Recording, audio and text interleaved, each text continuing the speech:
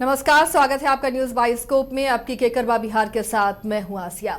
बिहार में चुनावी हलचल काफी तेज है और दिलचस्प खबरें भी सामने आ रही हैं। गठबंधन में तमाम पार्टियां अब एक दूसरे पर प्रेशर डालती हुई जहां नजर आ रही हैं, उससे ज्यादा अब ये भी संकट गहराता हुआ नजर आ रहा है कि कौन सी सीट पर कौन चुनाव लड़ेगा और शायद इसी को लेकर ही कुछ समझौता होता हुआ नजर नहीं आ रहा। कभी खबरें आती हैं कि सीट शेयरिंग फाइनल हो गई है, अब कैंडिडेट की लिस्ट जारी होगी, लेकिन उसके बीच में फिर कुछ खबर आती है नाराजगी की या बैठकें रद्द हो जाती हैं। तो कई पार्टियां ऐसी हैं जो बिना लिस्ट जारी किए, बिना सीट शेयरिंग के ही अपने कैंडिडेट को सिंबल भी बांटना शुरू कर चुकी हैं।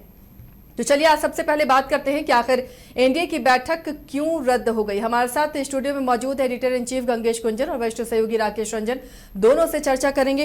रंजन जी, सबसे पहले आपके पास आते हैं। एनडीए ने अपनी बैठक रद्द कर दी। माना जा रहा था कि आज तस्वीरें सब कुछ साफ हो जाएंगी, हालांकि सीटों के जो आंकड़े आए हैं सीट शेयरिंग को लेकर, उसके बाद कौन सी सीट किसके खाते में जा रही है तस्वीर भी साफ होती हुई दिखेगी, लेकिन अचानक बैठक रद्द क्यों हो गई? देखिए, अगर बैठक रद्द हो गई तो ये तो साफ है कि कुछ न कुछ मामला, कुछ न कुछ पेंच फंस तो जरूर गया है। और पेंच क्या फंस सकता है, तो देखिए आपने जो सीट तो शेयर कर लिए, 101 पर बीजेपी जेडीयू लड़ेगी, 29 पर एलजेपीआर है और 6 सीट पर जीतन राम मांझी और इतनी ही सीटों पर उपेंद्र कुशवाहा लड़ेंगे। लेकिन ये हुआ सीटों का बंटवारा। अब कौन सी सीट पर कौन लड़ेगा, ये एक बड़ा सवाल है। और देखिए, ये शुरू से ये चर्चा होती रही है कि हर पार्टी चाहती है कि जो जीतने वाली सीट है वो उसको दी जाए, और मुझे लगता है कि इसी वजह से ये जो बातचीत है, ये जो घोषणा होनी थी उम्मीदवारों की, वो हो नहीं सकी। और हालांकि दिलीप जायसवाल ने ये बातें कही हैं कि कल शाम तक जो है प्रत्याशियों की घोषणा हो जाएगी और फिर 15 से 18 अक्टूबर तक जो है वो नॉमिनेशन होगा, जिसमें देश और राज्य के मंत्री और सीनियर लीडर्स जो हैं वो हिस्सा लेंगे। ये बातचीत हुई है। संजय झा से सुबह जो है दिलीप जायसवाल और सम्राट चौधरी की मुलाकात भी हुई थी। तो ये सारी चीजें दिख रही हैं। तो अब अंतिम दौर में पहुंच रहा है मामला, लेकिन कहीं ना कहीं थोड़ी बहुत जो है परेशानी वो बनी हुई है और वो पेच फंसता हुआ दिख रहा है। कई सीटें ऐसी हैं, चाहे वो बीजेपी की हो चाहे जेडीयू की हो, जहां उनके सिटिंग एमएलए हैं और वो सीट दूसरे पाले में जा रही है, तो कुछ परेशानी होगी। इन सब के बीच खबर ये आई है कि जेडीयू ने अब सिंबल बांटना जो है वो शुरू कर दिया है। अनंत सिंह को भी सिंबल मिल चुका है। जो खबरें अब तक आ रही हैं उसके अनुसार बीजेपी मुझे लगता है कि कल से ही इसकी शुरुआत करेगा। फिर अमित शाह बिहार के दौरे पर आ रहे हैं, तो जो बाकी चीज़ें होंगी उनको उस दौरान जो है निपटा लिया जाएगा। और मुझे लगता है कि फिर एक संयुक्त अभियान आप देख सकते हैं, चूंकि अब बहुत वक्त नहीं है। दूसरे चरण के लिए भी आज अधिसूचना जारी हो गई। अब दूसरे चरण में 20 तारीख तक जो है आप नॉमिनेशन कर सकते हैं, तो वक्त बहुत है नहीं। और इसीलिए जो दिलीप जायसवाल ने कहा कि 15 से 18 तक सारे नॉमिनेशंस के काम निपटा लिए जाएंगे, तो मतलब ये है कि ऐसा लगता है कि 243 सीटों पर प्रत्याशी घोषित कर दिए जाएंगे। तो एनडीए का ये हाल है। दूसरी तरफ महागठबंधन जो है, तेजस्वी यादव ने ये कहा है कि आजकल में वहां पर भी सारी चीजें जो है स्पष्ट हो जाएंगी और उसके बाद जो है उम्मीदवारों की सूची जारी की जाएगी। राजेश राम ने भी कहा है कि इंडिया गठबंधन में सभी विषयों पर चर्चा हुई है। राहुल गांधी और अन्य वरिष्ठ नेता भी इसमें शामिल थे। सकारात्मक चर्चा हुई है और उन्होंने कहा कि हमने अपना रुख स्पष्ट कर दिया है। तो इसका मतलब यह है कि दोनों तरफ से अब चीज़ों को फाइनलाइज करने की बारी आ गई है, क्योंकि इन सब के बीच अगर आप देखिए तो अन्य पार्टियां जो है वो सीट दर सीट अपने उम्मीदवार घोषित कर रही है। जनसुराज की दूसरी लिस्ट आ गई, तो आज तेज प्रताप यादव की पार्टी ने भी जो है, जनशक्ति जनता दल ने भी अपनी सूची जारी की है 21 उम्मीदवारों की। तो इस पर चर्चा करेंगे। रंजन जी, गंगेश जी आपसे समझना चाहेंगे, आज का दिन भी बड़ा था, नजरें सभी की टिकी हुई थी क्योंकि राउंड जुबिली कोर्ट में फैसला होना था। सुनवाई होनी थी। लालू, तेजस्वी और राबड़ी तीनों ही इसमें आरोपी बनाए गए हैं। फिलहाल तो आरोप गठित हुआ है और एक और मामले में अगली सुनवाई फिर होनी है। आज वो सुनवाई टली है, तो क्या माना जाइए जो आरोप गठित हुए हैं या फिर जो आने वाले दिनों में फैसला होगा, या बिहार चुनाव में कितना असर डालेगा? मुझे नहीं लगता है कि इसका बहुत ज़्यादा इम्पैक्ट होगा। ये ज़रूर है कि तेजस्वी यादव और लालू यादव और राबड़ी देवी के लिए थोड़ी मुश्किल होगी कि वो कोर्ट वाले मामले को भी देखेंगे, लेकिन जिस तरह से अदालतों में कार्रवाई चलती है, इसमें अभी फ़िलहाल उनके लिए कोई बड़ा ख़तरा मुझे नहीं दिखता। आरोप तय हुआ है और ये समझ लेना अब बिल्कुल ज़रूरी है पॉलिटिकल पार्टीज़ को भी कि जिनके ऊपर ऑलरेडी भ्रष्टाचार का आरोप लगता रहा है, ये वो साबित भी हो चुका है, तो लोग मान के चलते हैं कि अगर उन पर एक और आरोप तय भी हो जाए तो उससे ज़्यादा फर्क नहीं पड़ता, क्योंकि लोग ये तय कर चुके हैं कि हमको इनको वोट देना है, चाहे इनके बुराइयां हैं या नहीं हैं, वो भ्रष्टाचारी हैं या नहीं हैं, इससे वोटर्स को बहुत ज़्यादा फर्क नहीं पड़ता है। उनको बहुत साफ लगता है कि भाई इससे कोई ज़्यादा अंतर नहीं पड़ता है। बिहार में ऐसे भी अंतर नहीं पड़ता, क्योंकि वहाँ समीकरण के आधार पर चुनाव लड़े जाते हैं। वहाँ अभी तक समीकरण से बाहर आकर कुछ जातीय समीकरण खास तौर पर, वैसे तो पूरे देश में है लेकिन बिहार में थोड़ा ज़्यादा है, तो ये एक इम्पॉर्टेंट फैक्टर है। आप देखेंगे कि बिहार में बाहुबलियों के जितने की भी लंबी परंपरा है, श्रृंखला है, और बाहुबली कोई अच्छा काम करके बाहुबली तो बनते नहीं हैं, लेकिन वो अपराधी होने के बावजूद चुनाव लड़ते हैं और जीतते हैं। वो उनका महिमा मंडन इस रूप में होता है कि वो बहुत बड़े अपराधी हैं। जो जितना बड़ा अपराधी है, लोग उतना ज़्यादा उसको वोट देते हैं, तो इससे कोई बहुत ज़्यादा फर्क नहीं पड़ेगा। रहा सवाल ये है कि एक झटका हम कह सकते हैं कानूनी तौर पर है, इसका कोई चुनावी अंतर हम मुझे नहीं लगता है। थोड़ा बहुत उसको बीजेपी कैश करने की कोशिश करेगी, लेकिन चूंकि बीजेपी में भी दबंग लोग हैं, अब आनंद सिंह को आज टिकट दिया गया, ऐसी खबर आ चुकी है जेडीयू से, तो आनंद सिंह को आप क्या कहेंगे, वो भी तो दबंग है। तो कोई भी पार्टी किसी को कुछ कह नहीं पाएगी। हाँ, ये अलग बात है कि ये मामला जब आगे बढ़ेगा, आगे चलकर तेजस्वी के लिए, लालू यादव और राबड़ी देवी के लिए बहुत बड़ी पारी बच नहीं गई है राजनीति में, लेकिन तेजस्वी के लिए ये खतरनाक साबित हो सकता है। लेकिन ये तब की तब देखी जाएगी, शायद इस चुनाव में तो ज़्यादा फर्क नहीं पड़ेगा। तो अभी तक की स्थिति यह है कि मैं उस कोर्ट की उस पूरी प्रक्रिया को एक तरह से इस चुनाव में मैं खारिज करता हूँ, क्योंकि इसका कोई मतलब नहीं है। ये हो जाना या नहीं होना कोई फ़र्क नहीं पड़ता है। अगर वो बरी भी हो जाते तो उससे भी कोई ज़्यादा फर्क नहीं पड़ता। उससे ये साबित नहीं हो जाता कि लालू यादव को जो पिछली बार सज़ा मिली वो गलत मिली, कहाँ से साबित होगा? तो इससे कोई फ़र्क नहीं पड़ता है। हाँ, ये हम सब जो अभी चर्चा करना चाहते हैं, और वो बिल्कुल अनौपचारिक चर्चा हम कर सकते हैं इस पर, कि आज आप देखेंगे कि अभी कितने दिन रह गए। आप इस महीने के आज 13 तारीख है, तो 18 दिन इधर और 6 दिन उधर, मतलब 6 या 5 ही दिन हम कहें तो 18, 5, 23, 24 दिन का चुनाव प्रचार फर्स्ट फेज का है। 23-24 दिन के चुनाव प्रचार में आप हर दिन आप एक बैलेंस निकालें कि कौन आगे चल रहा है, कौन पीछे चल रहा है।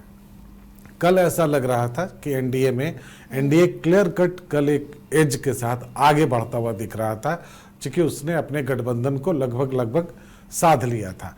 लेकिन आज सुबह होते होते तक लोगों को गठबंधन की बातें समझ में आ गई। उनको जो गठबंधन में सीटें बटी हैं उसको लेकर दलों में निश्चित रूप से मंथन हुआ होगा। जब वो लौटे, मांझी लौटे और कुशवाहा लौटे, तो स्वाभाविक है उनके समर्थकों ने कहा होगा कि भाई चिराग को ज़्यादा मिल गया, या चिराग को लगा होगा कि उनको अभी भी कुछ और मिलना चाहिए था।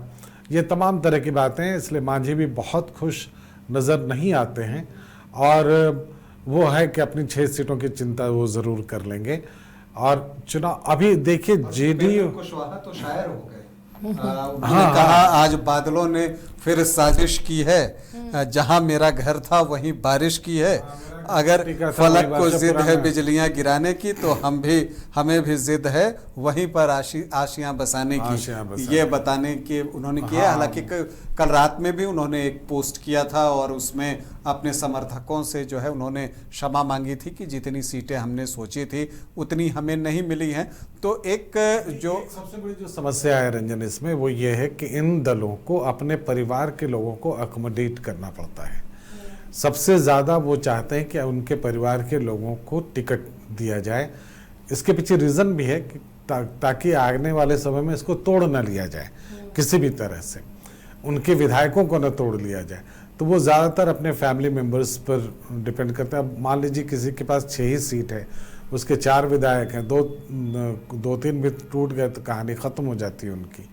तो बहुत तरह की दिक्कत है इन मतलब इन रीजनल पार्टीज़ के सामने। तो ये बहुत स्वाभाविक है कि ये था, कल एक एज था एनडीए को, आज वो बढ़त एनडीए ने गंवाई है, इसलिए कि आज उनको पीसी करनी थी, पीसी वो नहीं कर पाए, ये बढ़त उनकी चली गई जो बढ़त कल रात में उन्होंने बनाई थी। अब ये सवाल खड़ा हुआ है कि जेडीयू को जो सीट चाहिए, क्या बीजेपी को भी वही सीट चाहिए, या जेडीयू जो सीट पर लड़ना चाहती है बीजेपी वो सारी सीट दे देगी, या बीजेपी जिन सीटों पर लड़ना चाहती है क्या जेडीयू सारा सीट दे देगा, ये एक बड़ा सवाल है। इसमें एलजेपीआर भी होगा, क्योंकि कई सीटें जो एलजेपीआर की डिमांड है जिन सीटों पर, उसमें कई ऐसी सीटें हैं सारी सीटें घोषित कर दी हैं, वो ऑफिशियली घोषित नहीं हुई हैं। इस तरह से चीजें तो फ्लोट होती रही हैं, पिछले 15-20 दिनों से फ्लोट होती रही हैं, कई संभावित की सूचियां जो है लेकिन कल सभी ने अपने अपने दलों के सीट बता दिए और साथ में ये भी बताया कि उसके उम्मीदवार कौन होंगे। अगर ये चीज हो चुकी होती तो मुझे लगता है कि फिर तो आज पीसी हो जाती। कहने का मतलब नहीं, ये प्रॉब्लम अब उन तीनों से नहीं है, प्रॉब्लम वहां नहीं है, प्रॉब्लम अब जेडीयू और बीजेपी के बीच है। उन तीनों दलों की जो परेशानी है वो लगभग खत्म हो चुकी है, क्योंकि उनके सीट्स उनको पता है, उनको बता दिए गए हैं। उन सीट्स पर इन लोगों ने अपने कैंडिडेट्स के नाम की घोषणा लगभग कर दी है। घोषणा सिर्फ नहीं की है, क्योंकि औपचारिक रूप से घोषणा तब करेंगे जब एनडीए संवेद रूप से एक पीसी करेगी, लेकिन सीट्स क्लियर है और उनके कैंडिडेट्स के नाम उन्होंने कल रात तक लगभग अनाउंस कर दिए हैं। उसमें बहुत ज़्यादा उलटफेर की गुंजाइश नहीं है। अभी जो मामला फंसा है वो ज़्यादा बड़ा है, वो ये है कि जेडीयू, देखिए आपको समझना होगा कि जो केंद्र की सरकार है वो जेडीयू और चिराग की पार्टी दोनों एलजेपी आर के सहयोग से चल रही है। एलजेपी आर को जो ज़्यादा सीटें मिली हैं उसमें कहीं ना कहीं वो बार्गेनिंग स्टेटस में थे, इसका उन्होंने फ़ायदा उठाया। जेडीयू ज़्यादा बड़ा दल है और वो भी चाहेगा कि उसको जो केंद्र में समर्थन हम अभी दे रहे हैं बीजेपी को, उसके बदले का मुआवजा भी यही मिले।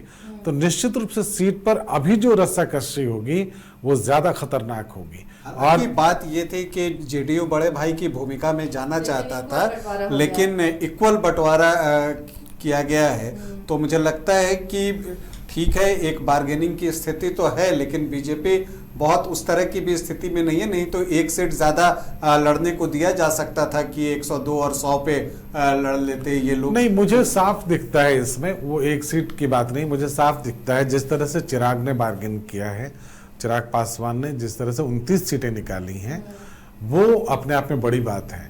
इसलिए कि इस समय अगर आप अपने दूसरे गठबंधन को 6 ही दे पाते हैं और चिराग पासवान के पास 29 सीटें जाती हैं, तो स्वाभाविक है कि ये बहुत मुश्किल फैसला रहा होगा बीजेपी के लिए। इसकी एक टेक्निकल वजह ये है कि जब एलजेपी था, जब रामविलास पासवान थे और एलजेपी इकट्ठा था, तब भी जब लोकसभा के चुनाव होते थे तो उसमें जो एलजेपी है उनको 6 सीट और इसके अलावा राज्यसभा की सीट भी मिलती थी। उस लिहाज से लोकसभा में भी उनको 5 लोकसभा की ही सीट दी गई थी। और अभी अगर आप एक लोकसभा में 6 विधानसभा सीट को एक औसत निकाल कर देखें तो 5 into 6 करने पर वो 30 के बराबर आता है। बिल्कुल वही तर्क दिया गया होगा और यही बात फ्लोट की गई है।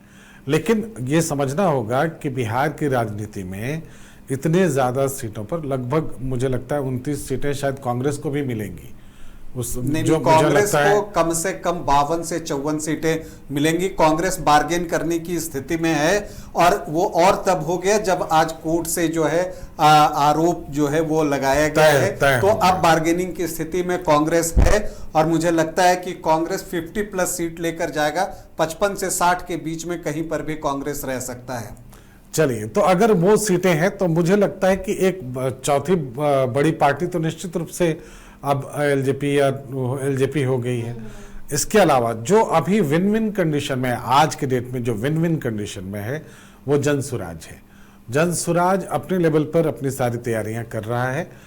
उनकी तैयारियों को अनदेखा आप कर सकते हैं, ग्राउंड पर उनकी मौजूदगी को लेकर सवाल खड़े किए जा सकते हैं, क्योंकि बूथ लेवल तक सारी चीजें मैनेज होनी है। पर असर पड़ेगा जनसुराज लेकिन जनसुराज नहीं, जनसुराज आप समीकरण देखेंगे तो जनसुराज का समीकरण ये है कि प्रशांत किशोर और उदय सिंह जो अध्यक्ष हैं, वो एक ये है ब्राह्मण है और दूसरे क्षत्रिय हैं।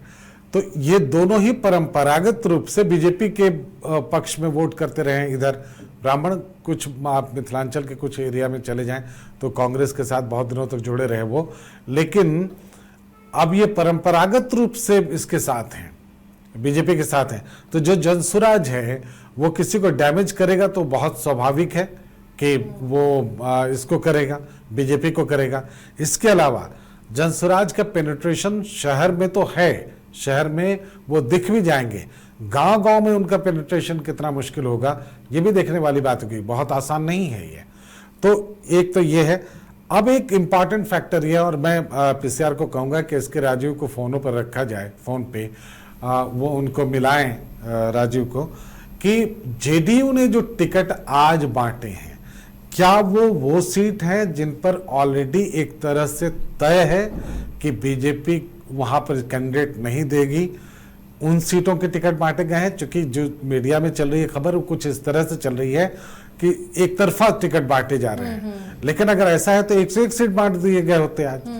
लेकिन अगर कुछ तय है, कुछ सीटें मान लीजिए तय है जिस पर बीजेपी और इनमें पहले से बातचीत चल रही होगी, मुकामा बहुत साफ था, बहुत साफ है, हाँ आनंद सिंह लड़ेंगे, वो क्लियर है।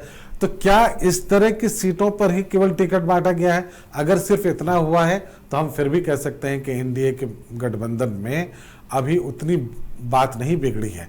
लेकिन अगर हर सीट पर टिकट बांटने की बात हो गई है तो ये चिंता का विषय है, और मुझे लगता है कि इसका जो है इम्पैक्ट निश्चित रूप से चुनाव पर है। क्या कोई वैसी सीट है जहां पेच फंसेगा बीजेपी और जेडीयू के बीच में?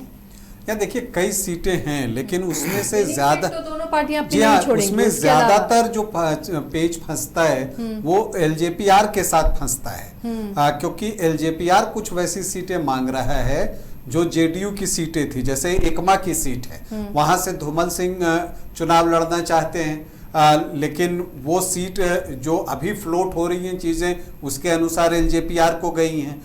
इसी तरह से देखिए दिनारा की सीट है, और खबर तो ये आई है कि जो दिनारा से जेडीयू के कैंडिडेट थे पूर्व मंत्री, उन्होंने जो है इस्तीफा भी दे दिया है, क्योंकि वो सीट आरएलएम को चली गई है, उपेंद्र कुशवाहा की पार्टी को।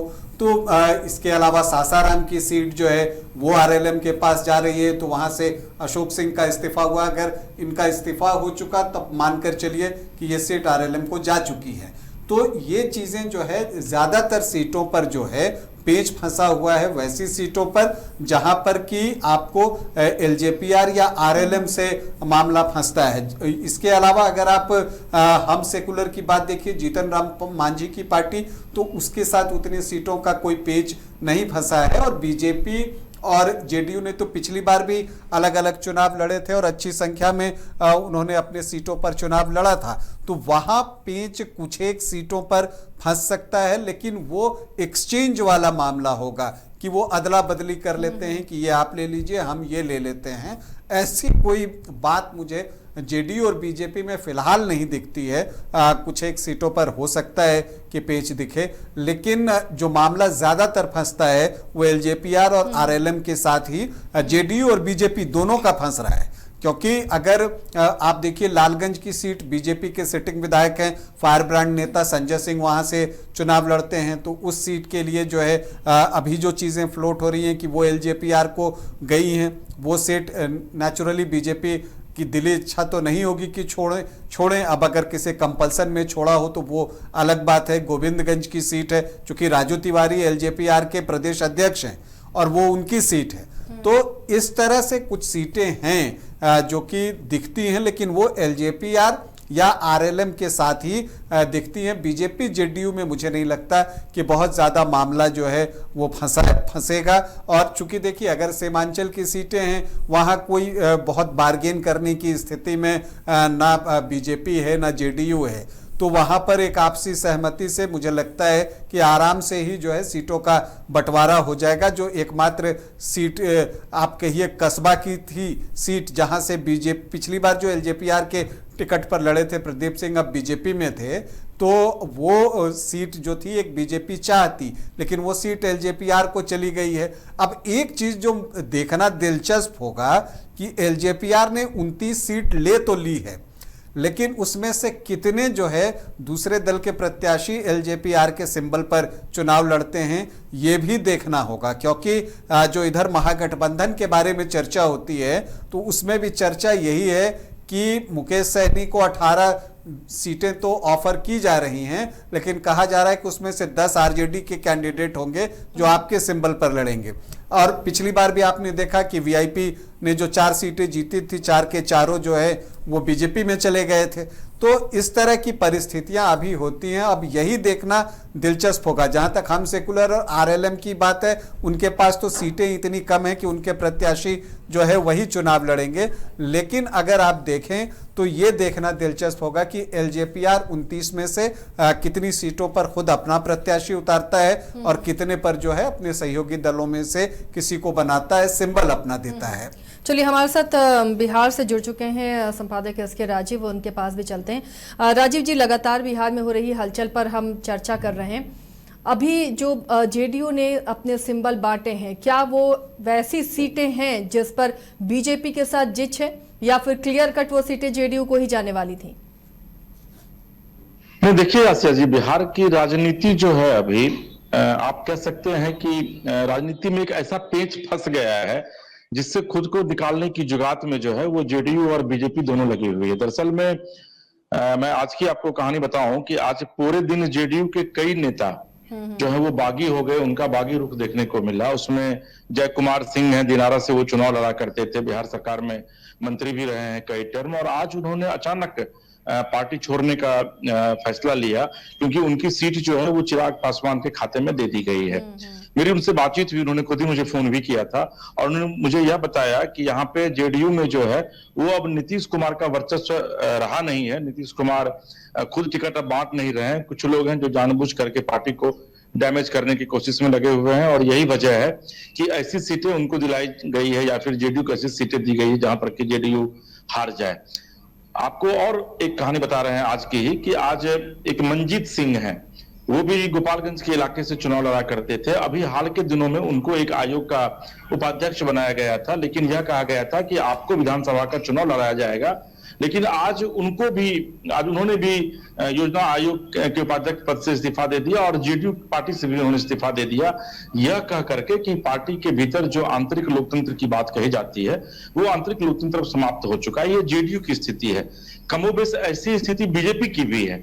अब समस्या यह है कि आपको याद होगा कि 2020 में लगभग 120 सीट 122 सीट पर जो है वो बीजेपी चुनाव लड़ रही थी, जेडीयू भी कमोबेश इतने ही सीट पर चुनाव लड़ रही थी, और जेडीयू जो है वो 40-42 सीटें जीती थी, जबकि बीजेपी 73-74 सीटें जीती थी।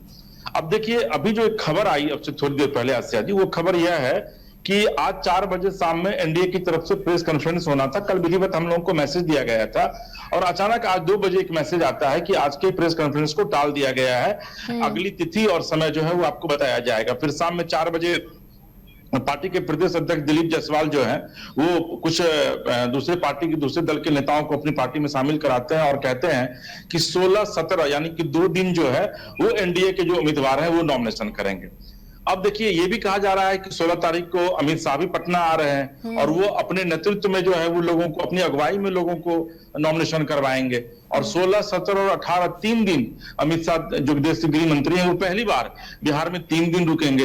यानी कि आला कमान को इस बात की चिंता है कि जेडीयू और बीजेपी में जिस तरीके से सीटों का बंटवारा हुआ है, या फिर जिस तरीके से चिराग पासवान को 29 सीटें दी गई, जिसकी वजह से कि बीजेपी और जेडीयू के कई नेता नाराज चल रहे हैं क्योंकि उनकी सिटिंग सीट चिराग पासवान को दे दी गई है, तो कहीं पार्टी में रिवोल्ट न हो जाए।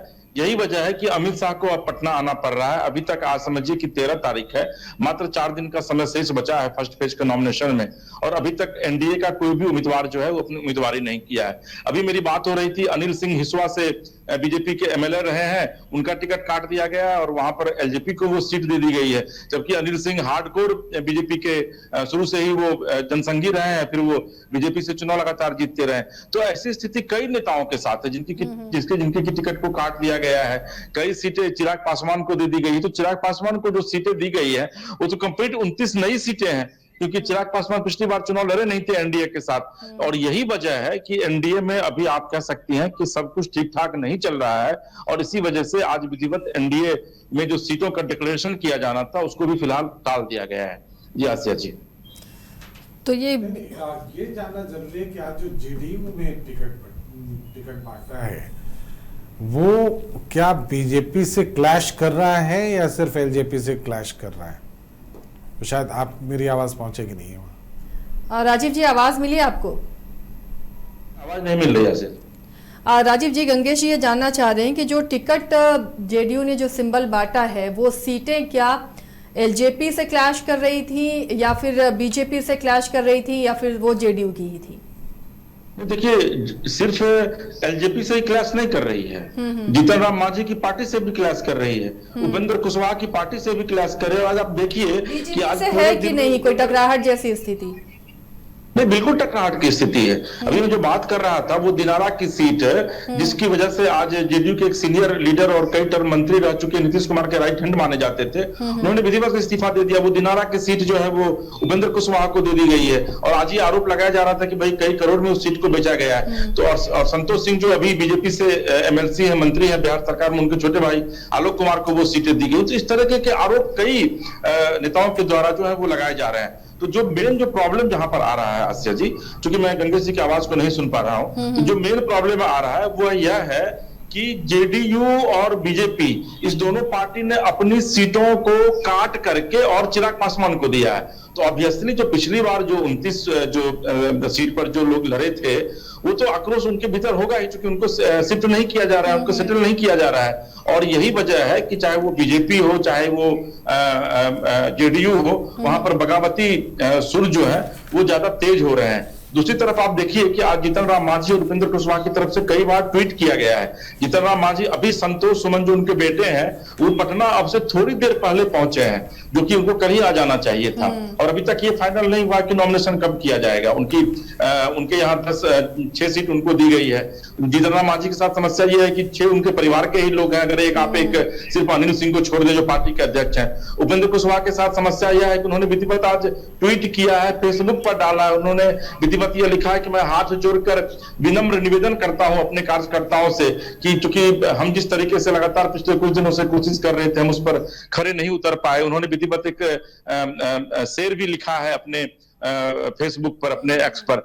तो आप कह सकते हैं कि उपेंद्र कुशवाहा के यहाँ भी नाराजगी है। अभी उनके एक नेता से मेरी बातचीत हो रही थी, अभी उन्होंने मुझे टाइम दिया था मिलने का, कहा कि अभी मैं मिल नहीं पाऊंगा क्योंकि पार्टी की वजह से सब कुछ ठीक ठाक नहीं चल रहा है। तो ये स्थिति है अभी आसिया जी, और यही वजह है कि अमित शाह जो है वो परसों पटना आ रहे हैं और यहाँ पर वो कैंप करेंगे, और मुझे लगता है कि परसों ही विधिवत एनडीए के प्रत्याशियों के नाम की घोषणा भी की जाएगी, और 2 दिन का फिर समय बचेगा, 16 और 17 और वार्ड लेवल पर जाकर के फिर नॉमिनेशन करवाया जाएगा। और अमित शाह इसलिए पटना में बैठेंगे ताकि कोई भी जो प्रत्याशी हो या फिर कोई भी जो पूर्व प्रत्याशी जो था वो हंगामा ना कर सके। यानी बीजेपी के लिए बिहार की राह इतनी आसान दिखती हुई नजर नहीं आ रही है। कुछ नाम जो मैं देख पा रहा हूँ उसमें संतोष कुमार निराला, ये आपको बक्सर से, राजपुर से, ये सीट पहले से ही जेडीयू की सीट रही है और पिछली बार भी संतोष कुमार निराला ही चुनाव यहाँ से लड़े थे। और आपको याद होगा कि जब नीतीश कुमार बक्सर गए थे तो उस समय इनके नाम की घोषणा भी हो गई थी, हमने सीट स्कैनर में इसे लिया भी था। इसके अलावा आप देखिए सिद्धार्थ पटेल हैं, वो वैशाली से चुनाव लड़ते हैं, ये जेडीयू की ही सीट है, पिछली बार भी वही यहाँ से प्रत्याशी रहे थे। उमेश कुशवाहा महनार की सीट है, यहाँ पर एलजेपीआर से एक क्लैश था कि रमा सिंह लड़ेंगे या उमेश कुशवाहा लड़ेंगे, लेकिन चूंकि प्रदेश अध्यक्ष उमेश कुशवाहा तो उनको टिकट गया है और फिर एक मंत्री सुनील कुमार के सिंबल की बातचीत जो है वो निकल कर आ रही है और अनंत सिंह की। तो ये सारी सीटें जेडीयू की ही हैं, इसीलिए मैंने थोड़ी देर पहले कहा था कि जेडीयू बीजेपी में उतनी ज़्यादा क्लैश नहीं होनी है सीटों को लेकर, चूंकि पिछले बार दोनों अच्छी संख्या में चुनाव लड़ रहे थे और सबकी अपनी अपनी सीटें हैं। जो कॉन्फ्लिक्ट है वो जो अन्य सहयोगी दल हैं और खास करके एलजेपीआर से, क्योंकि उनकी नई एंट्री है, पिछली बार वो नहीं थे, तो नेचुरली वहां पर कुछ सीटों का क्लैश होगा। और चिराग पासवान को बहुत अच्छा बार्गेनर माना जाता है, एक बार फिर से उन्होंने साबित भी किया है, तो वो उस तरह की सीटें चाहते हैं। रंजन जी, अब जब सीट की बात हो रही है तो आज तेज प्रताप यादव ने भी अपने प्रत्याशियों की पहली लिस्ट जारी की है, खुद वो महुआ से चुनाव लड़ रहे हैं। तो जो लिस्ट उन्होंने जारी की है, जिन सीटों का उन्होंने जिक्र किया है, वो इंडिया ब्लॉक को या आरजेडी को क्या डैमेज करेंगे, कितना उनका प्रभाव दिखेगा इन सीटों पर? देखिए, कुछ एक सीटों पर तो नुकसान हो सकता है, अब कितना प्रतिशत होता है इस पर डिपेंड करेगा। लेकिन अगर मान लीजिए कि वो 5000 वोट भी लाते हैं तो वो वोट तो आरजेडी को ही जाना था ना, तो अगर वो जितने भी वोट लाएंगे वो नुकसान आरजेडी को ही होगा। खास करके देखिए महुआ की सीट है, वहां से आरजेडी के विधायक हैं मुकेश रोशन, अब वहां से तेज प्रताप यादव लड़ेंगे, तो इस सीट पर तो डैमेज होना ही होना है और बड़े पैमाने पर होना है। एक और सीट है, शाहपुर की सीट है, आरा में ये सीट है, भोजपुर में। यहाँ पर अगर आप देखिए तो राहुल तिवारी, शिवानंद तिवारी के बेटे चुनाव लड़ते हैं, ब्राह्मण हैं, और यहाँ पर जो यादव वोटर्स की संख्या है 20 से 22% है, और यहाँ पर तेज प्रताप यादव ने मदन यादव को चुनावी मैदान में उतारा है। अब अगर जाति तो के सीट पर बहुत कोशिश की गई है, पवन की फिर से एंट्री हुई है ताकि वो सीट को साध सके, और वहां तेज प्रताप भी अपने कैंडिडेट उतार रहे हैं। जी हाँ, तो जहां पर इस तरह की सीटें होंगी कि जहां मान लीजिए कि वो कैंडिडेट दे रहे हैं और यहाँ पर जैसे राहुल तिवारी हैं, तो एक नुकसान उठाना पड़ सकता है कि अगर जाति के नाम पर जो है मदन यादव को जो भी वोट मिलता है, ये अभी बताना बड़ा मुश्किल है कि कितना वोट आएगा, चूंकि चुनाव जो आप माहौल बाहर से देखते हैं और वोटिंग वाले दिन उसमें बहुत फर्क होता है। भीड़ देखकर भीड़ वोट में तब्दील होगी इस बात की कोई गारंटी नहीं होती। जब आप ईवीएम के सामने अकेले होते हैं तो फिर आप अपने मन की करते हैं कि कहाँ जाना है, तो इसलिए ये कहना बड़ा मुश्किल है। लेकिन एक बात तो तय है कि जितने भी वोट आएंगे वो आरजेडी को ही नुकसान पहुंचाएंगे। इसी तरह से बख्तियारपुर में डॉक्टर गुलशन यादव को उन्होंने चुनावी मैदान में उतारा है, यहाँ से भी आरजेडी के ही विधायक हैं। विक्रम से अजीत कुशवाहा हैं, वहाँ पर जो है कांग्रेस जो है वो पिछली बार चुनाव जीती थी, हालांकि कांग्रेस के प्रत्याशी अब जो है वो बीजेपी में आ चुके हैं। तो यहाँ पर ये एक चीज दिखता है। जगदीशपुर शाहाबाद इलाके में मुझे लगता है कि नुकसान करने की स्थिति बन सकती है, वहाँ नीरज राय हैं और वो यहाँ पर भी जो यादव वोटर्स हैं वो 24 से 25% के आसपास हैं। तो ये चीज़ें आपको दिखती हैं कि कई ऐसी सीटें हैं जहाँ पर कि तेज प्रताप यादव के जो कैंडिडेट हैं वो नुकसान कर सकते हैं। कई ऐसी भी जगह हैं जहाँ वो दूसरे पक्ष को भी नुकसान पहुँचा सकते हैं, जैसे अजीत कुशवाहा हैं, अगर वो कुशवाहा वोटों में सेंधमारी कर दें तो वो नुकसान जो है वहाँ बीजेपी को विक्रम में हो जाएगा। तो इसी तरह से आप कई सीटें अतरी हैं, वजीरगंज है, बेनीपुर है, मनेर है, वहाँ से शंकर यादव वो भी जो है आपको भाई वीरेंद्र का विधानसभा क्षेत्र है मनेर, और वहाँ पर जो है चूंकि यादव जो वोटर्स हैं वहाँ पर बहुत अच्छी संख्या में हैं, 34-35% के आसपास हैं, तो वहाँ पर एक और कैंडिडेट जो है वो बढ़ रहे हैं, शंकर यादव। डुमराव, गोविंदगंज, पटना साहिब से मीनू कुमारी एडवोकेट हैं, फिर मधेपुरा से यादव कैंडिडेट संजय यादव। तो ये चीज़ें दिख रही हैं। एक मुस्लिम कैंडिडेट भी नरकटियागंज से तौरीफ रहमान दिख रहे हैं, कुचाईकोट से ब्रज बिहारी भट्ट हैं, बरौली से धर्मेंद्र क्रांतिकारी, हिसुआ से रविराज कुमार, महनार से जयसिंह राठी, बनियापुर से पुष्पा कुमारी और मोहिउद्दीन नगर से सुरभि यादव। तो जहां पर यादव कैंडिडेट है और अगर आरजेडी ने वहां यादव कैंडिडेट नहीं दिया तो उसको वहां पर कुछ न कुछ वोटों का नुकसान तो जरूर होगा। और जब मुकाबला बहुत करीबी होता है तो कुछ वोटों का नुकसान भी आपको भारी पड़ जाता है। गंगेश जी, लगता है आपको जनसुराज, इंडिया ब्लॉक और एनडीए के साथ अब तेज प्रताप की पार्टी भी यहाँ पर कोई फैक्टर बनती हुई दिख रही है? मैं वही बताना चाह रहा था कि जनसुराज जितना डैमेज एनडीए को करेगा लगभग उतना ही डैमेज तेज प्रताप की पार्टी वहां आरजेडी को करेगी। सिर्फ आरजेडी की बात मैं कर रहा हूं, कांग्रेस को शायद नहीं करेगी। तो ये बहुत इंपॉर्टेंट है इसलिए कि तेज प्रताप भी लालू प्रसाद यादव के बेटे हैं, वो सिंपैथी उनके साथ जाएगा उनके ग्राउंड पे। उनके कैंडिडेट्स अक्सर वही होंगे, ज्यादातर वही होंगे जो नाराज होंगे, जो आरजेडी से नाराज होंगे या आरजेडी ने जिनके साथ अच्छा बिहेवियर नहीं किया होगा, कार्यकर्ता होंगे। मगर कार्यकर्ता, चूंकि सबको मालूम है कि चुनाव किस तरह से, टिकट किस तरह से मिलता है, तो उन परिस्थितियों में क्या होगा। इस समय तेज प्रताप जो सबसे जो लगता था कि पॉलिटिकली बहुत मैच्योर्ड नहीं दिखते थे, अपनी बातचीत से वो ऐसा हल्का, कई बार ऐसी बातें करते थे जिससे बड़ा हल्का फुल्का सा माहौल बन जाता था।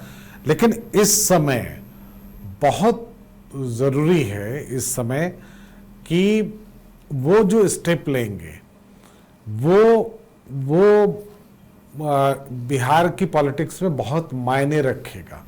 तेज प्रताप की सीट्स बहुत आए या ना आए मैं उस पर नहीं जाना चाहता हूं, लेकिन वो सीट्स कितना लाते हैं उससे ज्यादा फर्क ये है, उससे ज्यादा फर्क ये पड़ेगा कि वो वोट कितना लाते हैं। और अगर वो वोट तोड़ने में सफल रहे तो देखिए, पिछले बार भी चुनाव में जो मत प्रतिशत था या मत जो मिले थे दोनों पार्टियों के, वो लगभग बराबर थे दोनों गठबंधन के। तो इसमें 1000, 2000, 5000 का मत के जो बात है वो परिणाम बदल देंगे। पिछली बार 11 सीटें थी जहां 1000 से कम वोट पर हार जीत हुआ था। राजीव जी, हाँ आप राजीव जी, क्या लगता है आपको ये जो तेज प्रताप की पार्टी है वो लगता है कि इस बार वही फैक्टर बनेगी? जैसा गंगेश जी कह रहे हैं जनसुराज जो एनडीए के लिए खतरा दिख रहा है, तो वैसे ये आरजेडी के लिए खतरा बनती हुई दिखेगी? इतना प्रभाव नजर आ रहा है आपको, लगातार चुनावी दौरे पर निकल रहे हैं, क्या दिख रहा है जमीन पर? नहीं, देखिए आसिया जी, निश्चित तौर पर तेज प्रताप ने तो खुली चुनौती दे दी है अपने भाई तेजस्वी यादव को। उन्होंने विधिवत कल अनफॉलो किया एक्स पर अपने भाई तेजस्वी को, और उन्होंने यह भी लिखा है कि दूसरा लालू प्रसाद यादव, यानी कि उन्होंने खुद को लालू प्रसाद यादव बताया है और कहा है कि भाई तेज प्रताप यादव जो है वो दूसरा लालू प्रसाद यादव है बिहार की राजनीति का। तो वो तो सीधे तौर पर आरजेडी को चुनौती तेज प्रताप दे रहे हैं। और ये चीज पता है, देखिए अब महुआ सीट जहां से आज उन्होंने अपने नाम की घोषणा की है, देखिए महुआ सीट जो है वो मुकेश रोशन वहां से विधायक हैं और तेजस्वी के वो आप कह सकते हैं कि राइट हैंड है, करीबी है। और मुकेश रोशन पेशे से चिकित्सक हैं। और जिस समय महुआ में जिस समय साथ ही लोग हुआ करते थे, लालू जी का परिवार साथ हुआ करता था, उस समय जब तेज प्रताप ने यह कहा था कि भाई महुआ से वो चुनाव लड़ेंगे, तो मुकेश, आपको याद होगा कि मुकेश यादव ने ट्वीट किया था और उसमें अमित शाह जी जिंदाबाद के उन्होंने विधिवत बातें कही थी। बाद में उन्होंने कहा था कि नहीं भाई, हमसे गलती से वो ट्वीट हो गया, मैं कुछ और लिखना चाह रहा था। तो ये चीज तेजस्वी यादव को भी पता है कि तेज प्रताप यादव के महुआ में खड़े होने के बाद इतना तय है कि तेज प्रताप यादव जीते या ना जीते, लेकिन वहां से मुकेश यादव यानी कि आरजेडी को हरवा देंगे और एनडीए से वहां पर जो कि उपेंद्र कुशवाहा को वो सीट मिली है उसको वहां से वो जीत दिलवा देंगे। क्योंकि यादव का जो वोट है उसका जो पोलराइजेशन होगा, तो ऐसा नहीं है कि वो सिर्फ आरजेडी की तरफ ही होगा। तेज प्रताप यादव भी लालू यादव के बेटे हैं। फर्क सिर्फ इतना है कि आज अगर लालू प्रसाद यादव ये कहते हैं कि भाई तेजस्वी नहीं है, तेज प्रताप मेरा वारिस है, तो वो आरजेडी के अध्यक्ष वो बन जाएंगे, आरजेडी के सर्वमान्य नेता तेज प्रताप यादव होंगे। तो तेज प्रताप यादव यह बताने की कोशिश कर रहे हैं अपने परिवार को, खास करके लालू प्रसाद यादव और तेजस्वी को, कि उनके बगैर भी उनका वजूद है अब बिहार की राजनीति में। और यही वजह है कि आज उन्होंने पहली लिस्ट जारी की है। और दूसरी जो महत्वपूर्ण बात है कि देखिए, जन स्वराज के विषय में जो भी आप कह रही थी आसिया जी, मुझे नहीं लगता है कि जन स्वराज एनडीए को बहुत ज्यादा नुकसान पहुंचाएगा। आज आप उनके पूरे लिस्ट को देख लीजिए, जो 116 कैंडिडेट को आज उन्होंने उतारा है, आज उन्होंने घोषणा की है उनके नाम की, उसमें 17 मुस्लिम चेहरे हैं। अब ये मुस्लिम चेहरे जहां खड़े होंगे वो ऑब्वियसली वो आरजेडी का वोट काटेगा, क्योंकि बिहार में एमवाय समीकरण जो है वही तेजस्वी, आरजेडी की सबसे मजबूत पकड़ है एमवाय समीकरण पर, उसी के सहारे तेजस्वी चाहे लालू यादव जो है वो चल रहे हैं। तो अगर 17 मुस्लिम अगर मुसलमानों का वोट 5000 भी काटते हैं विधानसभा में, 2000 भी काटते हैं, तो वो सीधे तौर पर आरजेडी को नुकसान होगा। इसके अलावे ओबीसी में से 71 में लगभग उन्होंने 30 या 32 सीटें जो है वो यादव कैंडिडेट को दी है। तो यादव कैंडिडेट जहां पर वोट काटेंगे तो वो आरजेडी का वोट कटेगा। तो मुझे लगता है कि जनसुराज एनडीए से ज्यादा जो है वो कहीं ना कहीं से आरजेडी को नुकसान पहुंचाएगा। जी आसिया जी, मैं थोड़ा सा इससे डिफर करूंगा, क्योंकि देखिए प्रशांत किशोर जो हैं मुस्लिम कैंडिडेट्स, बिल्कुल राजीव जी ने सही कहा कि अब तक अगर आप 2 बार को मिलाकर देखिए, जो 116 सीटों की घोषणा हुई है 2 चरण में, उसमें आपको 21 मुस्लिम प्रत्याशी हैं। प्रशांत किशोर बहुत टैक्टिकली चल रहे हैं। वो एक जो जनगणना कह लीजिए या गणना कह लीजिए, जाति गणना बेहतर होगा, वो हुई थी, उसके अनुसार ही वो प्रत्याशियों को टिकट दे रहे हैं। अगर आप देखिए तो मुस्लिम को अब तक वही जो है 17.5-18% के आसपास ही इन 2 चरणों को मिलाकर जो है टिकट गया है। उनका फोकस जो है वो ईबीसी पर ज्यादा है, जो अति पिछड़ी जातियां हैं वहां पर ज्यादा है। और अगर आप देखिए तो 14 + 17 31 जो हैं वो अब तक ईबीसी कैंडिडेट जो है वो उतार चुके हैं। और इसमें आप देखिए, जैसे हरनौत की सीट है जहां चर्चा है कि नीतीश कुमार के बेटे निशांत वहां से चुनाव लड़ सकते हैं, वहां से उन्होंने एक कमलेश पासवान को टिकट दिया है, जबकि वो सामान्य सीट है। अब ये देखिए टैक्टिकली कितना ये है कि वहां पर जो आप एससी वोटर्स देखते हैं, अनुसूचित जाति के वोटर्स, वो 24% से ज्यादा हैं, 24.15%।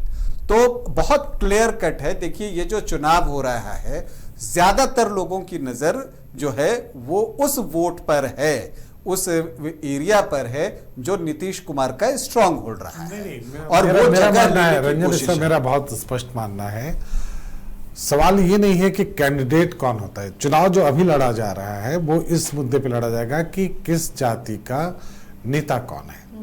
अगर उस जगह पर कोई पासवान कैंडिडेट दिया जाता है और वहां पर चुनाव प्रचार करने के लिए चिराग पासवान चले जाते हैं, तो चिराग पासवान वहां के नेता होंगे। पासवान के नेता पूरे बिहार में अगर कोई माने जाएंगे तो चिराग पासवान, या इधर मांझी वाले ये में माना जाएगा जो दलितों का नेता है। तो ये सवाल नहीं है कि किसी एक कैंडिडेट, अगर ये कैलकुलेशन है पीके का, तो मुझे लगता है इससे पुअर कैलकुलेशन कुछ नहीं हो सकता है। इसलिए कि एक जात, आप देखिए बीजेपी कोई भी सीट जिसमें ब्राह्मण ज्यादा है, बीजेपी ने किसी को भी सीट दे दिया होता है, ऐसा थोड़ी बीजेपी हार जाएगी। इसलिए कि ब्राह्मण या राजपूत ट्रेडिशनली फॉरवर्ड क्लास के हैं। आरजेडी या कोई दूसरी ऐसी पार्टी जो एंटी फॉरवर्ड पार्टी मानी जाती है, वो अगर किसी को दे वहां पर टिकट, तो उससे थोड़ी जीत जाएगी वो। सवाल ये उठता है कि उसका नेता कौन है। वो आंकड़े अपनी जगह पे हैं, आंकड़े की जगह पे पीके अपनी जगह पे सही हो सकते हैं, लेकिन ये मिसकैलकुलेशन है। कैलकुलेशन ये होना चाहिए कि किस क्षेत्र में या पूरे बिहार में या उस एरिया में किस जाति का नेता कौन है, बड़ा नेता कौन है, लोग उसके पीछे जाएगा। लेकिन देखिए बिहार की जो खूबसूरती है चुनावों के मामले में, मैं मानता हूं कि जिस जाति का कैंडिडेट होता है जिस क्षेत्र में, वो उसी को वोट करते हैं। आप उदाहरण देख लीजिए, औरंगाबाद में अभय कुशवाहा कैंडिडेट थे, लव कुश वोट नीतीश कुमार का स्ट्रांग होल्ड रहा है पिछले 20 सालों से, लेकिन वहां अभय कुशवाहा जीते क्योंकि सारे कुशवाहा वोटर्स ने अभय कुशवाहा को वोट किया, न कि नीतीश कुमार के कहने पर जो है उन्होंने एनडीए को वोट किया। ये चीज केवल वहां एक फैक्टर था, वहां जहां औरंगाबाद की बात आप कर रहे हैं, वहां एक फैक्टर था। वहां पर राजपूतों ने अपने ही नेता को हराया। ये आप जान लीजिए, वहां पर जो वोटिंग ये पैटर्न था, लास्ट में इस तरह के फोन, अब मैं उनका नाम नहीं ले सकता क्योंकि वो कुछ अच्छे पोस्ट पर है, उस तरह के फोन वहां पर किए गए राजपूत नेताओं द्वारा, जो ये सिर्फ ये कह के कि भाई दे दो, मान लिया कि इसने नहीं किया अच्छा लेकिन इसको वोट दो। तो इस तरह से वहां पर देखिए, कुशवाहा वोटर्स तो उनकी तरफ गए ना। यही चीज आप कोई भी विधानसभा क्षेत्र उठा इनकम्बेंसी लीजिए, अलग चीज है। आज जब हम बात कर रहे हैं कि मदन यादव कुछ डैमेज करेंगे अगर वहां राहुल तिवारी हैं तो वो इसलिए कर रहे हैं, वो सीधी सी बात है। अभी तो लालू प्रसाद यादव ही यादव के नेता हैं, लेकिन और अभी तेजस्वी यादव हैं, लेकिन आप खुद से देखिए कि बीजेपी के कितने यादव विधायक हैं, जबकि नेता तो तेजस्वी यादव या लालू यादव हैं। नित्यानंद राय आज गृह राज्य मंत्री हैं। ठीक है, नित्यानंद राय जीतते हैं, नहीं इक्का दुक्का सीट, हम बार बार ये बोल रहे हैं, हम ये नहीं बोल रहे हैं कि तेज प्रताप के कहने पे सारे यादव एक तरफ हो जाएंगे। वो नेता वही रहेंगे, नेता अभी भी तेजस्वी और लालू ही रहेंगे, लेकिन तेज प्रताप चूंकि लालू के बेटे हैं, उनके कहने पर 2-4 हजार 5,000 वोट बदलेगा, और अगर ये बदला तो सीट का इक्वेशन बदल जाएगा। ये है। चलिए, तो आज दिन भर बहुत हलचल रही है, और लेकिन एक चीज मैं शुरू करना चाहता हूँ आज के प्रोग्राम में, वो ये है कि आज अगर 100 अंक माना जाए तो आज 100 अंक में एनडीए गठबंधन को कितना मिलना चाहिए, महागठबंधन को कितना मिलना चाहिए, पीके को कितना मिलना चाहिए। आज तो तेज प्रताप और पीके को ही मिलना चाहिए क्योंकि उन्होंने अपने कैंडिडेट की घोषणा कर दी और पीके लगातार उसमें आगे चल रहे हैं। 116 सीटों पर जो है उन्होंने अपने प्रत्याशी घोषित कर दिए हैं, और दिलचस्प यह है कि वो उसके साथ आंकड़े भी देते हैं कि अति पिछड़ी जाति पर खास करके फोकस करते हुए कि उसके कितने प्रतिशत हैं। आज भी कहा कि 1/3 अति पिछड़ी जाति से हैं, और जब वो ये चीज़ें कहते हैं तो उसमें ये भी वो बता देते हैं कि उस अति पिछड़े में कितने हिंदू हैं और कितने मुस्लिम हैं। तो अति पिछड़े में ऐसा नहीं है कि सिर्फ एक कम्युनिटी से, दोनों कम्युनिटी को जोड़ के वो बातों को बताते हैं, और वो बाकायदा वो इस चीज की घोषणा भी करते हैं। और इसके अलावा में से कितना पॉइंट दिया जाना चाहिए, पीके को कितना देना चाहिए और बाकियों को कितना देना चाहिए? मेरे ख्याल से आज की स्थिति में एलजेपी-आर यानी चिराग की पार्टी को 100 के 100 पॉइंट दे देना चाहिए, क्योंकि उन्होंने बहुत अच्छा बार्गेन करके अभी स्थिति बना दी है।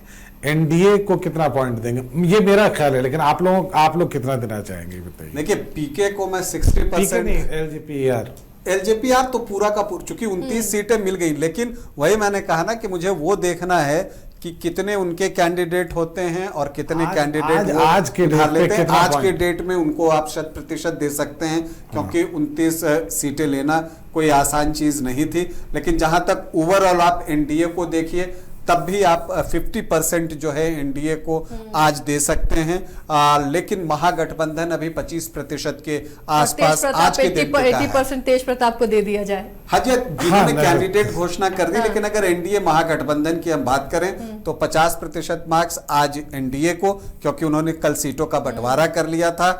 आज उस पर कोई बात बिगड़ी नहीं है। इधर उधर से जो खबरें आई, इशारों में बात हुई, तो 50% मार्क्स उसके काट लिए गए, तो 50% आप उनको दे दीजिए। राजीव जी से भी पूछा जाना चाहिए, और 25% महागठबंधन को मिल सकता है। राजीव जी, आपकी क्या राय है? वो उनको आवाज भी नहीं। देखिए, मैं तो इस पूरे मामले में गंगेश जी के साथ हूं, क्योंकि गंगेश जी ने जो कहा कि भाई 100% कहीं ना कहीं से चिराग पासवान को मिलना चाहिए, तो बिल्कुल देखिए, चिराग पासवान पूरे तरीके से आप कह सकते हैं कि आज की तारीख में बिहार की राजनीति में 100% वो आप कह सकते हैं कि उन्होंने अचीव किया है। क्योंकि 2020 के चुनाव में उनके पास एक भी सीट, वो अपने अकेले चुनाव लड़े थे, एक उनका उम्मीदवार जीता था जो बाद में जाकर के जेडीयू में मिल गया, तो उनके पास कुछ था नहीं खोने के लिए, लेकिन पाने के लिए बहुत कुछ था। तो आज उन्होंने 29 सीट पाया है, तो आज 100 से 100% जो है वो चिराग पासवान के खाते में जानी चाहिए। महागठबंधन चूंकि अभी तक सेप लिया नहीं है, अभी तक कुछ हुआ नहीं है, तेजस्वी यादव वही है, लालू पटना पहुंच चुके हैं, तो कल अब देखते हैं कि महागठबंधन क्या कुछ करता है। 100 में कितना पॉइंट नंबर? कितना है राजीव जी? 100 में कितना नंबर? नहीं, महागठबंधन को तो अभी मुझे लगता है कि कुछ भी पॉइंट देने की आवश्यकता नहीं है, क्योंकि जब तक आप सीट शेयर नहीं करेंगे, आप घोषणा नहीं करेंगे, तब तक उनको पॉइंट कैसे मिलेगा। तो अभी पूरे एनडीए को पॉइंट मिलना चाहिए, जिसमें कि चिराग 100% ले रहे हैं। बाद बाकी अगर उपेंद्र कुशवाहा और मांझी की बात करेंगे तो इन लोगों को 25% आप दे सकते हैं। चलिए, तो बीजेपी जेडीयू रह गया। बिहार है और बिहार राजनीति की सबसे बड़ी पाठशाला है। बहस खत्म नहीं होगी, चर्चा खत्म नहीं होगी, लेकिन अपडेट आप तक हम जरूर पहुंचाते रहेंगे। फिलहाल आप सभी का शुक्रिया इस चर्चा में शामिल होने के लिए। तो आज के लिए बस इतना ही। कल फिर हम हाजिर होंगे और रेड करेंगे तमाम गठबंधन को, पार्टियों की कौन बाजी मारता है कल के दिन में, वो भी आप तक पहुंचाएंगे। फिलहाल इतना ही, लेकिन खबरों के लिए आप देखते रहिए न्यूज़ 22 को।